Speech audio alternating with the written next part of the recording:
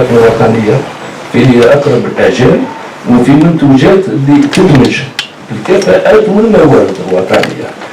وسي سا لي زومبلوا بيران. لما نخلقوا يعني منصب شغل في صناعة إدماجية، في صناعة حقيقة وطنية، ذاك منصب الشغل مرشح للبقاء، وحتى مرشح يعود هذا ترانسفير، يعني يتحول الى اللي يجي من بعد، يعني كي يكمل هذاك يتقاعد الاطار ولا العامل هذاك يلقى جزائري واحد اخر، يعني الاجيال اللي تتلاحق وسكريت لا بروسبيريتي بيرمانونت.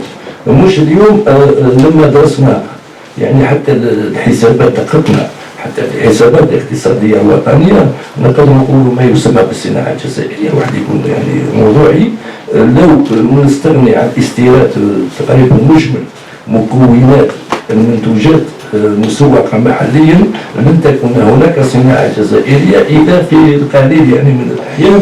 ومن عندنا كما نقولوا الحجار بالرغم من الإشكالات نتاعها، ولا بعض حتى الخواص اللي يحولوا بعض المعادن قادرين يعني راهم يحولوا المعدن الخام، وماهوش المعدن الخام الجزائري، لأنه كان عطلنا غير جبيلات، عطلناه تقريبا 40 سنة.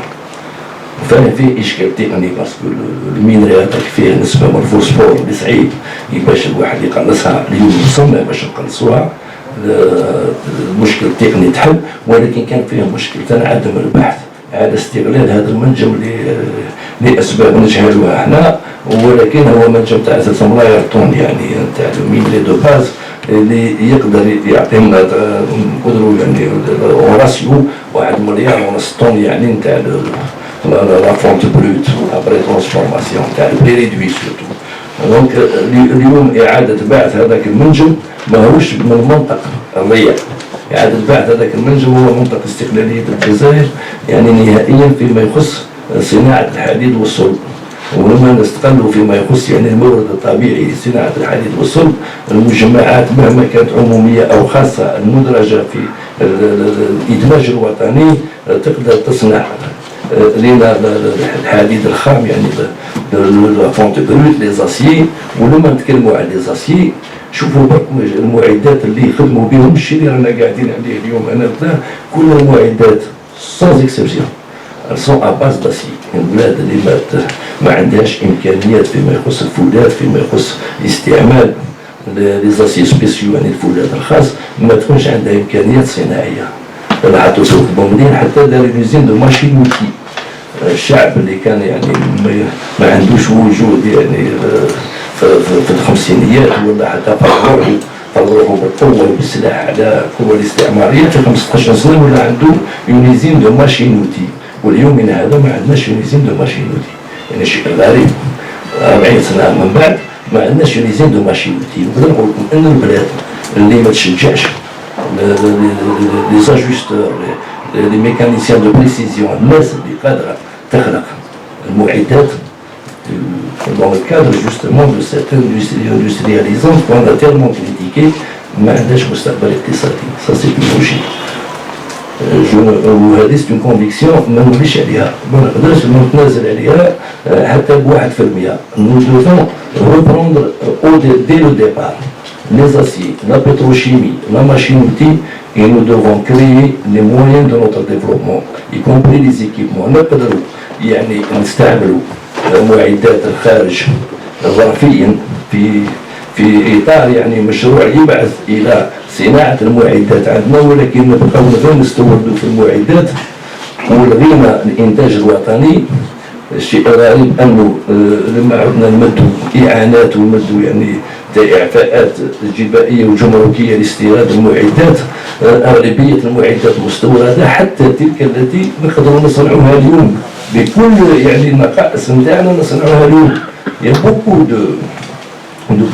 d'équipements industriels qui peuvent être produits par des équipementiers algériens ولكن ما عندوش لي زافونتاج. حنا عطينا لهم لي زافونتاج اللي كانوا في الاسبق داوهم الناس اللي يديروا التركيب وبعض الصناعات اللي نعتبرها انها وهميه، اليوم داوهم المحولين لي سوتريتون لي زيكيبمونتي دو باز اللي قادرين يبعثوا صناعه جزائريه، هما اللي داو التشجيعات والتحفيزات الجبائيه.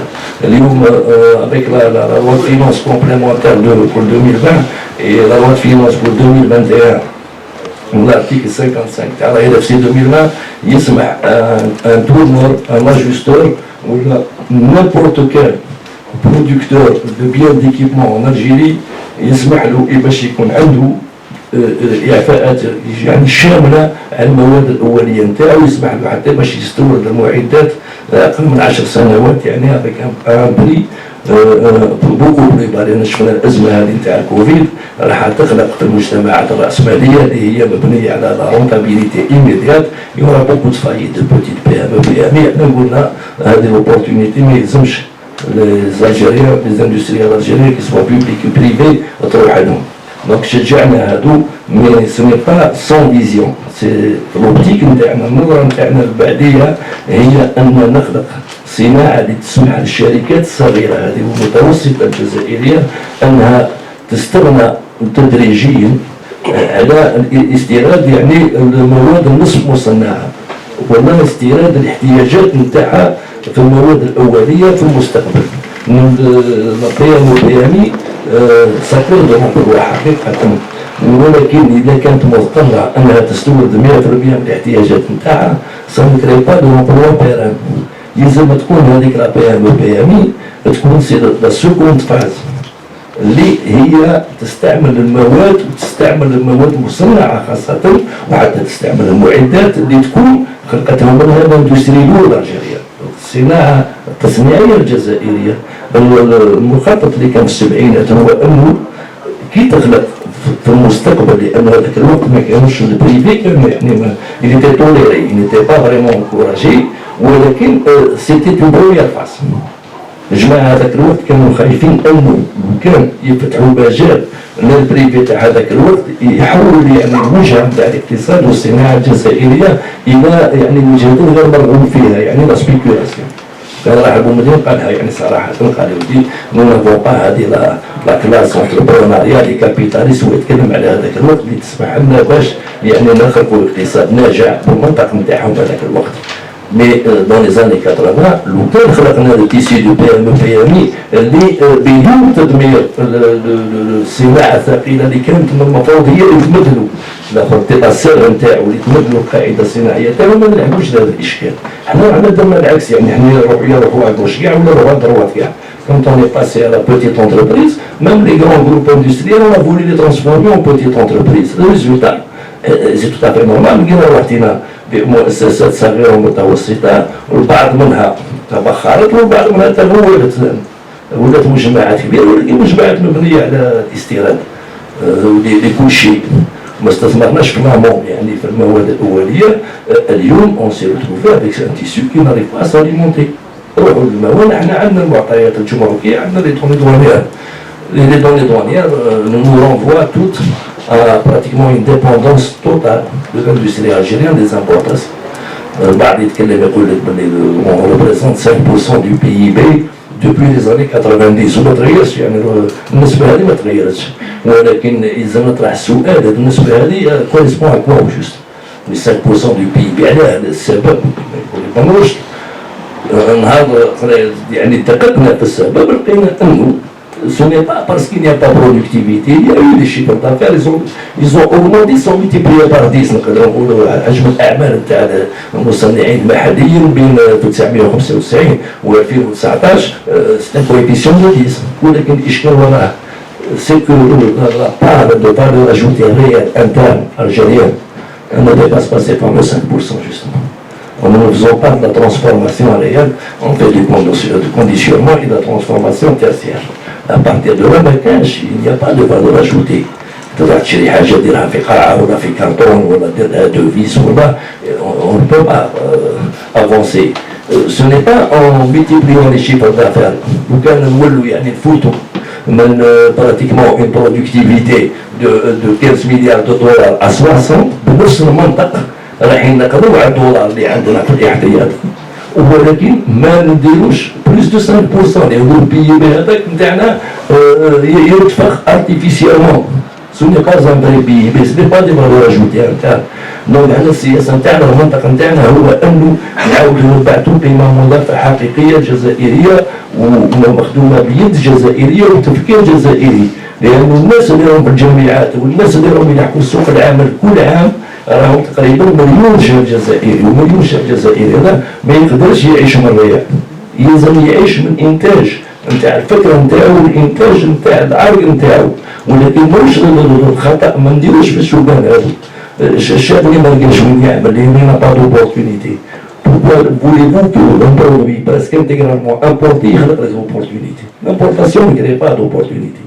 معالي الوزير حتى نتوسعوا على ونفتحوا النقاش معنا النقاش نكمل برك النظرة هذه باش نلحقوا السؤال الأخير اللي راه مطروح عليا عام كامل، وهذا السؤال يعني نعتبره عبث في عبث، لأنه حنا نتكلموا على صناعة وإنتاج وطني ونظرة لبعض صناعة جزائرية وبعض صغيرة في الاستيراد.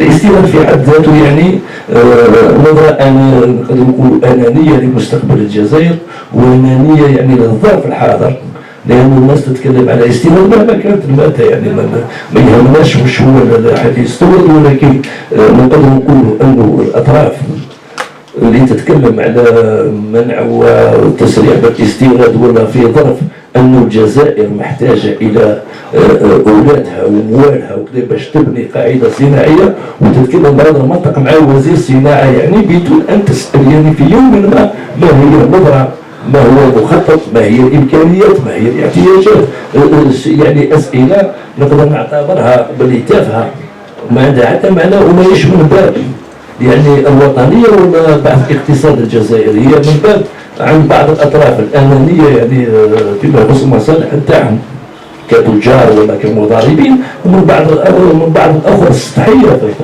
في الرؤية، يعني سي لا سوبرفيسياليتي سي لا فوتيليتي دون لا فيزيون ايكونوميك، يعني تو ان غوفرنمون اللي عنده مسؤولية إنقاذ بلد كامل يعني اقتصاديا، إعادة بعث اقتصاد بلد على المستوى الصناعي الزراعي المالي وعلى المستوى الاقتصادي بصفة عامة، يعني تطرح له أسئلة يعني من هذا القبيل.